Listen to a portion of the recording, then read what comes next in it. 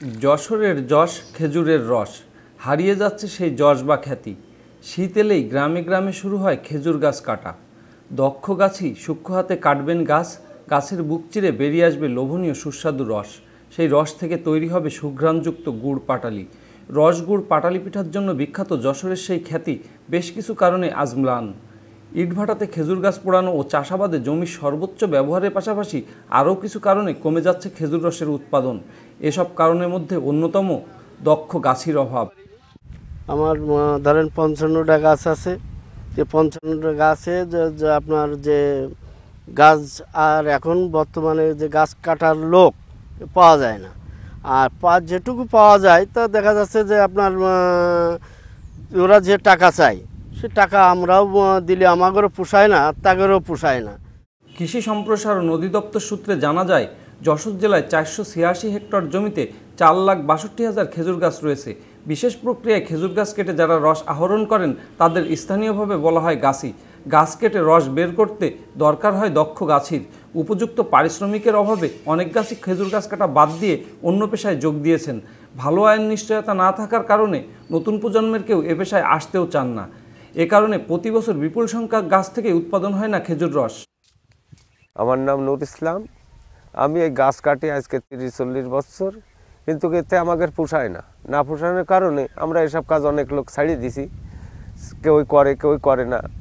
এই যারা না পারে, যারা চলতে পারে না, এরাই কিছু করে কেন, তাছাড়া অন্য কাজে যাইয়ে আমাকে যেতে পলটা হয় না বলে আমরা এইসব কাজ ছাড়ান দিচ্ছি। আর ওই বাচ্চা কাচ্চায় কোনো রকম টুকটাক দুটো একটা কাটে।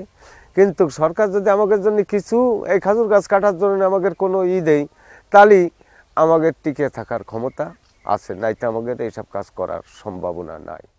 খেজুর রসগুড়ের ঐতিহ্য ধরে রাখতে এবং উৎপাদন বাড়াতে বন বিভাগ গত কয়েক বছরে যশোর অঞ্চলে কয়েক লাখ খেজুর গাছ রোপণ করেছে। সেসব গাছ এখনও রস সংগ্রহ করার উপযুক্ত হয়নি। তবে শুধুমাত্র গাছি সংকটের কারণে বিপুল পরিমাণ উপযুক্ত গাছ কেটে রস সংগ্রহ করা সম্ভব হচ্ছে না। এই অবস্থায় পেশা টিকিয়ে রাখতে গাছিদের দাবি সরকারি পৃষ্ঠপোষকতার। প্রায় 4.5 লক্ষ খেজুর গাছ বর্তমানে আছে। এই সংখ্যা দিন দিন কমে যাচ্ছে। এই খেজুরের শুধুমাত্র সংখ্যায় কমতেছে না, খেজুরের যে রসের পরিমাণ সেই সাথে সাথে আপনার গুড়ের পরিমাণ অনেকাংশ কমে যাচ্ছে। তার কারণ হচ্ছে কি যে এই গাছগুলোর থেকে যে পরিমাণ রস হয় এবং এই রস সংগ্রহ করতে গিয়ে যারা রস সংগ্রহ করে সেই সমস্ত শ্রমিক যারা, তারাও তাদের খুব একটা বেশি পোষায় না।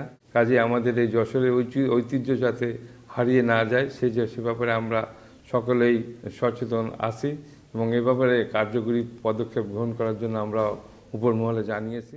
ঐতিহ্য এবং বাপদাদার পেশা টিকিয়ে রাখতে গাছিদের এখন প্রয়োজন সরকারি পৃষ্ঠপোষকতা। এ বাদে যত নতুন খেজুর গাছ রোপণ করা হোক না কেন, হারিয়ে যাবে রসগুড়ের ঐতিহ্য।